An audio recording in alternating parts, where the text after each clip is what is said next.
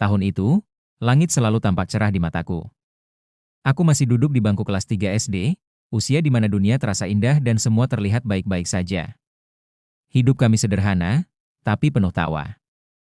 Bahkan, boleh dibilang keluarga kami sedang berada di puncak kejayaan. Ayahku, seorang pria dengan perawakan tegap dan wajah yang selalu memancarkan wibawa, baru saja meraih keberhasilan besar. Usaha toko material bangunan yang dirintisnya sejak lama akhirnya berkembang pesat. Setiap pagi, halaman rumah kami dipenuhi truk pasir, tumpukan semen, dan besi beton. Suara deru mesin kendaraan proyek menjadi musik latar yang biasa kudengar sambil sarapan sebelum berangkat sekolah. Rumah kami pun ikut berubah. Dinding yang dulunya hanya dilapisi cat kusam, kini berganti dengan warna krem yang lembut. Lantai yang dulu masih semen kini sudah dilapisi keramik putih mengkilap. Bahkan, ayah sempat membeli sepeda baru untukku, sesuatu yang membuatku melompat kegirangan waktu itu. Ibu, sosok wanita tangguh yang selalu menemaniku belajar mengaji, kini juga terlihat sibuk. Ia bolak-balik melayani pelanggan yang datang membeli material, terkadang mencatat pesanan besar dari kontraktor. Senyum tak pernah lepas dari wajahnya. Baginya, kesuksesan ayah adalah berkah yang harus dijaga. Namun, di balik semua itu, ada sesuatu yang tidak kusadari, mata iri yang memandang kami. Aku masih terlalu kecil untuk mengerti bahwa dalam setiap rezeki, ada ujian yang menyertainya. Dan ujian itu datang, begitu cepat, begitu tak terduga. Hari-hari awal kejayaan itu penuh dengan tamu. Ada tetangga yang datang meminjam uang, ada kerabat jauh yang mendadak ingin bersilaturahmi, bahkan ada orang yang tiba-tiba rajin membawa makanan untuk kami. Ayah selalu menerima dengan tangan terbuka. Rezeki itu titipan Allah. Kalau kita diminta berbagi, jangan pelit, katanya sambil tersenyum. Aku bangga punya ayah seperti itu. Ia adalah pahlawanku. Setiap kali aku pulang sekolah dan melihatnya duduk di teras sambil menyeruput teh manis hangat, aku merasa hidupku sempurna. Tidak pernah terlintas sedikit pun dalam pikiranku bahwa semua itu bisa berubah dalam sekejap. Sampai pada suatu siang, awan gelap pertama itu datang. Aku ingat jelas hari itu. Aku baru pulang sekolah, seragamku basah oleh keringat karena panasnya terik matahari. Begitu masuk rumah, suasana terasa berbeda. Tidak ada suara truk, tidak ada suara tawa ibu. Yang terdengar hanyalah suara kipas angin berdecit pelan di ruang tamu. Di sana, ayah duduk di kursi dengan tubuh agak membungkuk. Wajahnya pucat, dan yang membuatku terkejut, mata ayah bengkak. Kelopak matanya tampak merah, membesar, dan di sudut matanya ada cairan kekuningan yang mengering. Aku menghampirinya dengan langkah kecil, memandangnya penuh tanya. "Ayah, kenapa?" tanyaku pelan, suaraku nyaris bergetar. Ayah menoleh ke arahku, senyum tipis menghiasi wajahnya, tapi tidak bisa menutupi rasa sakit yang jelas terpancar. "Gak apa-apa, nak. Cuma kelilipan debu tadi," jawabnya singkat, sambil mengusap matanya dengan sapu tangan. Aku tidak curiga. Bagiku, kelilipan hanyalah hal biasa. Namun, aku tidak tahu. Itulah awal dari cobaan besar yang akan mengguncang seluruh hidup kami. Hari-hari setelah siang itu berubah menjadi penuh kegelisahan. Awalnya, kami semua mengira sakit mata ayah hanyalah hal biasa. Aku masih ingat, malam pertama setelah matanya bengkak, ibu dengan sigap menyiapkan air hangat untuk kompres, sambil mengoleskan sedikit salep mata yang dibelinya di apotek desa. "Sudah, yah, ini cuma radang. Besok juga sembuh," kata ibu dengan nada menenangkan, meski aku bisa melihat wajahnya menyimpan rasa khawatir. Namun, kenyataannya jauh dari harapan. Keesokan harinya, bengkak di mata ayah semakin parah. Kelopak matanya membengkak seperti digigit lebah, dan bagian putih bola matanya mulai dipenuhi bercak merah. Ayah mengeluh pedih, bahkan untuk membuka mata saja ia kesulitan. Hari itu juga, ibu memutuskan membawa ayah ke puskesmas. Aku ikut serta, duduk di kursi belakang motor, sambil memeluk erat pinggang ayah. Sepanjang perjalanan, angin siang yang panas terasa menyesakan, bukan karena cuaca, tapi karena hatiku dipenuhi rasa cemas. Sesampainya di puskesmas, seorang dokter muda memeriksa mata ayah. Ia berkata dengan nada yakin, "Ini infeksi biasa, Bu. Saya kasih obat tetes dan antibiotik. Nanti juga sembuh." Kami pun pulang dengan sedikit lega. Namun, obat-obatan itu tidak memberikan hasil. 2 hari berselang, kondisi ayah bukan membaik, malah memburuk. Kelopak matanya kini menebal, kerak kekuningan menempel di sudut mata, dan bola matanya tampak semakin keruh. Bahkan, saat aku mendekat, ada bau aneh yang keluar, seperti bau darah bercampur sesuatu yang busuk. Aku, yang masih anak-anak, hanya bisa memandangi ayah yang duduk terkulai di kursi ruang tengah. Matanya nyaris tertutup seluruhnya, seakan tak sanggup lagi menatap dunia. Setiap kali aku mencoba mengajaknya bicara, ayah hanya mengangguk pelan, seakan tenaga yang tersisa hanya cukup untuk bernapas. Ibu semakin panik. Malam itu, setelah aku selesai mengaji, ku dengar suara ibu berbicara pelan di telepon, seolah tak ingin aku mendengar. "Mas, ini aneh, kok nggak sembuh-sembuh, malah tambah parah. Apa jangan-jangan?" Kalimatnya menggantung, tapi aku tahu arah pembicaraan itu. Dugaan yang menyeramkan mulai muncul, santet. Sejak hari itu, rumah kami tak lagi seramai dulu. Truk material tak lagi datang. Telepon yang biasanya berdering karena pelanggan kini sunyi. Ayah sudah tak bisa mengurus usaha, dan ibu juga tak sanggup mengawasi toko. Kami mulai menjual barang-barang berharga untuk biaya berobat, tapi hasilnya nihil. Yang paling menggangguku adalah tatapan orang-orang sekitar. Beberapa tetangga mulai berbisik-bisik setiap kali aku lewat. Ada yang berkata, "Kasihannya, padahal usahanya lagi maju." Ada pula yang dengan nada sinis, "Makanya jangan sombong. Dunia ini nggak cuma kita yang punya." Aku kecil, tapi aku mengerti satu hal, ada orang yang iri pada ayah. Dan mungkin, orang itu melakukan sesuatu. Semakin hari, semakin banyak hal aneh terjadi di rumah kami. Pernah suatu malam, aku terbangun karena mendengar suara langkah kaki di atap. Ketika kubangunkan ibu, ia keluar rumah untuk memeriksa, tapi tidak ada siapa-siapa. Pernah juga, ketika ibu membuka pintu pagi-pagi, ada bungkusan kain berisi tanah kuburan di depan rumah. Aku tidak tahu dari mana datangnya. Yang aku tahu, sejak itu rasa takut terus menghantui kami. Ayah semakin menderita. Ia kini tidak bisa melihat sama sekali. Matanya menutup rapat, bengkaknya seperti akan pecah. Setiap kali aku mendengar ia mengerang kesakitan, hatiku seperti diremas. Aku tidak tahu harus berbuat apa.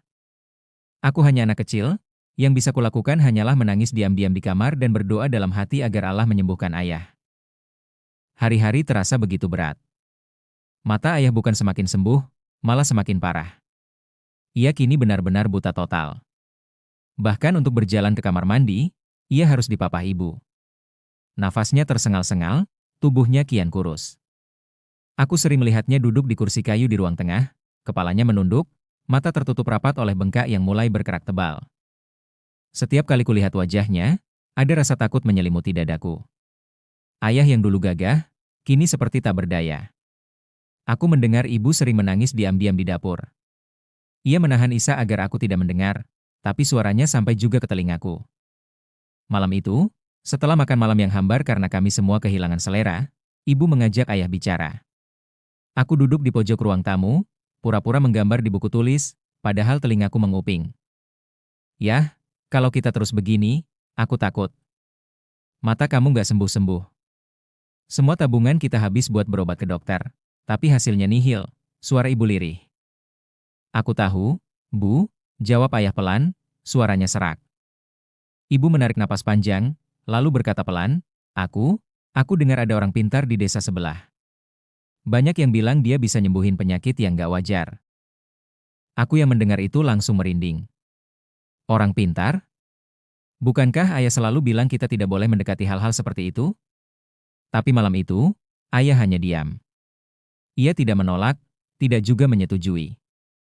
Beberapa hari kemudian, rencana itu terlaksana. Hari itu mendung. Angin berembus pelan, membuat suasana terasa berat. Ibu mengajakku naik motor, ayah duduk di belakang, dibonceng dengan hati-hati. Aku duduk di tengah, memeluk ibu erat karena jalanan licin. Kami melewati sawah-sawah, masuk ke jalan kecil yang sepi, sampai akhirnya berhenti di sebuah rumah tua dengan pagar bambu yang sebagian sudah miring. Rumah itu tampak menyeramkan. Dindingnya terbuat dari kayu, sebagian papan sudah lapuk. Di depannya tergantung sesajen berisi bunga, kemenyan, dan potongan kain hitam. Bau asap dupa menyengat hidungku begitu kami mendekat. seorang lelaki tua keluar dari dalam rumah. Tubuhnya kurus, kulitnya keriput, rambutnya panjang dan kusut. Ia mengenakan kain hitam, dengan mata yang tajam seperti menusuk. "Silakan masuk," katanya dengan suara berat. Aku menggenggam tangan ibu erat-erat. Dalam hati aku takut, tapi aku diam saja. Di dalam rumah, suasana semakin menyeramkan. Lampu redup, bau kemenyan memenuhi ruangan, dan di sudut tampak patung-patung kecil serta kendi tanah liat. Lelaki itu mempersilakan ayah duduk di atas tikar pandan. Ia menatap mata ayah yang bengkak, lalu mengangguk pelan. "Ini bukan penyakit biasa," katanya lirih. Aku melihat ibu menelan ludah. "Ada yang kirim ini ke kamu. Mata kamu ditutup, supaya nggak bisa lihat rezeki lagi," lanjutnya dengan nada meyakinkan. Ayah terdiam, wajahnya pucat. "Kalau mau sembuh, ada syaratnya," ujar lelaki itu lagi.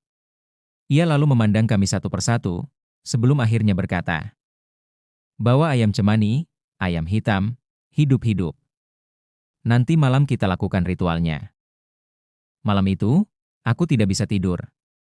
Aku mendengar suara aneh dari halaman belakang. Rasa penasaranku mengalahkan rasa takut, membuatku mengintip lewat celah pintu. Dan yang kulihat akan terus melekat di kepalaku selamanya. Ayah berdiri di halaman, meski dengan susah payah. Di hadapannya ada lelaki tua itu, duduk bersila sambil menyalakan kemenyan. Asap putih membumbung, menciptakan bayangan yang menari di dinding rumah. Di tanah, seekor ayam cemani, ayam hitam legam, dipegang erat oleh ibu. Matanya merah menyala terkena pantulan api. Lelaki itu mulai merapal mantra, suaranya berat, seperti suara yang datang dari dunia lain. "Apa yang sudah dikunci, kini terbuka. Apa yang sudah ditutup, kini terang," gumamnya berulang-ulang. Tiba-tiba, ayam itu disembelih. Darahnya ditampung dalam sebuah mangkuk tanah liat, lalu dicampur dengan ramuan berwarna hijau pekat. Lelaki itu mengoleskan campuran itu ke kain hitam, kemudian menempelkan ke mata ayah. Aku menggigit bibir, menahan tangis. Hatiku berteriak, "Ya Allah, ini nggak benar, ini nggak benar." Ayah hanya diam. Wajahnya tegang, napasnya berat. Ritual itu berlangsung lama, hingga bau amis darah bercampur kemenyan memenuhi udara. Setelah selesai, lelaki itu berkata, "Dalam 7 hari, matamu akan sembuh. Tapi ingat, jangan lupa bawa sesajen ke makam keramat di ujung desa." Aku tidak mengerti sepenuhnya, tapi yang kutahu, malam itu sesuatu berubah. Bukan pada mata ayah, tapi pada suasana rumah kami. Seperti ada yang gelap yang ikut masuk bersama kami dari rumah dukun itu. Hari-hari berikutnya, tidak ada keajaiban. Mata ayah tetap buta. Justru kini ia mulai demam tinggi, tubuhnya menggigil, dan setiap malam, aku mendengar suara tangis lirih dari kamarnya. Aku merasa, rumah kami tidak lagi dilindungi Allah. Rumah kami semakin sunyi setelah ritual gelap yang dilakukan tak membawa hasil. 7 hari berlalu, dan mata ayah tetap bengkak parah, bernanah, dan nyaris busuk. Bau anyir darah ayam hitam yang dulu digunakan dalam ritual masih tercium samar di sudut rumah. Aku benci aroma itu. Setiap kali teringat, dadaku sesak. Ayah, yang dulu gagah, kini hanya duduk diam, matanya tertutup rapat oleh bengkak yang menjijikan. Tubuhnya kian kurus, napasnya pendek-pendek, dan suara rintihannya kadang terdengar lirih di malam hari. Uang kami habis untuk biaya pengobatan medis yang sia-sia dan upaya mistis yang tak memberi apa-apa selain rasa bersalah. Di tengah kesuraman itu, keputusasaan berubah menjadi kesadaran. Malam itu, aku terbangun oleh suara lantai kayu yang berderit. Kupikir ibu, tapi saat aku mengintip dari balik pintu kamar, hatiku serasa diremas. Ayah berdiri perlahan, meraba-raba dinding dengan tangan gemetar. Sajadah tersampir di bahunya. Dengan langkah tertatih, ia menuju ruang tamu. Aku mengikutinya pelan, menahan napas, hingga kulihat ia membentangkan sajadah di lantai. Lampu temara menerangi wajahnya yang tergenang air mata. Mata yang sakit itu basah oleh tangis, meski bengkaknya masih menutupi pandangan. Ayah mengangkat tangan, lalu takbir. Suaranya lirih, serak, nyaris terputus oleh isak. Setiap kali ia sujud, tubuhnya bergetar hebat. Air matanya jatuh, membasahi sajadah lusuh yang sudah lama tak tersentuh. Aku bersembunyi di balik lemari, menangis diam-diam, mendengar doa yang keluar dari hatinya. Ya Allah, ampunilah aku sudah salah, aku menduakan MU, ya Rab. Aku mencari pertolongan selain Engkau. Aku hanya ingin sembuh, bukan untuk bermegah-megah, tapi agar bisa bekerja lagi untuk anak dan istriku. Jangan biarkan aku buta. Ya Allah, jangan hukum aku dengan kebutaan ini. Ampuni hamba MU. Suara itu membuat dadaku bergemuruh. Aku, yang masih kecil, paham satu hal. Ayah sedang kembali kepada Allah. Tidak ada kemenyan, tidak ada mantra, tidak ada ayam hitam. Hanya doa yang menggetarkan langit. Setelah sholat, ayah mengambil Al-Quran dari rak. Tangannya gemetar saat meraba sampulnya. Meski tak bisa melihat, bibirnya bergetar melantunkan ayat yang ia hafal sejak muda. Hasbunallahu wa ni'mal wakil, ni'mal maula'a wa ni'man nasyir. Cukuplah Allah menjadi penolong kami, dan Dia sebaik-baik pelindung. Aku menutup wajah dengan kedua tanganku, menangis sejadi-jadinya. Malam itu, aku melihat seorang lelaki yang dulu ku kenal kuat, kini hancur di hadapan Tuhannya. Tapi aku tahu, itulah kekuatan yang sesungguhnya. Sejak malam itu, ayah berubah total. Ia tak lagi bicara tentang dukun atau sesajen. Ia hanya bicara tentang Allah. Setiap malam, meski tubuhnya lemah, ia sholat tahajud. Siang hari ia berzikir dan mengaji sebisa yang ia hafal. Ibu pun ikut berubah. Semua benda aneh dari ritual gelap, kain hitam, dupa, ramuan, dibakar habis di halaman. Api berkobar, mengirim asap pekat ke langit malam. Ibu membaca ayat kursi dengan suara bergetar, seakan ingin mengusir segala kegelapan yang pernah kami masukkan ke rumah. Hari pertama, tak ada perubahan besar. Hari kedua, masih sama. Tapi hari ketiga, sesuatu terjadi. Pagi itu, ayah duduk di teras, wajahnya menatap ke arah matahari yang samar. Tiba-tiba ia bersuara pelan. Bu, kayaknya, aku lihat cahaya. Samar, tapi ada. Ibu tertegun, lalu menutup mulutnya, menahan tangis yang hampir pecah. Aku berlari mendekat, memeluk ayah erat-erat. Untuk pertama kalinya dalam sekian lama, kami menangis bukan karena takut, tapi karena harapan kembali datang. Hari-hari berikutnya, keajaiban makin nyata. Bengkaknya menyusut. Kerak di matanya mengelupas satu persatu. Awalnya ia hanya bisa mengenali cahaya, lalu mulai mengenali bentuk. Dalam 1 bulan, ayah bisa berjalan sendiri. Dalam 3 bulan, ia sembuh total. Tanpa operasi. Tanpa mantra. Tanpa ayam hitam. Hanya dengan doa dan rahmat Allah. Suatu sore, saat kami duduk bersama, ayah menatapku dengan mata yang kini kembali bercahaya. Ia berkata, "Nak, jangan pernah ulangi kesalahan ayah. Jangan cari selain Allah. Santet itu ada, syirik itu nyata. Tapi perlindungan Allah jauh lebih kuat dari semua itu." Aku mengangguk, menahan air mata. Kata-kata itu terpatri dalam hatiku.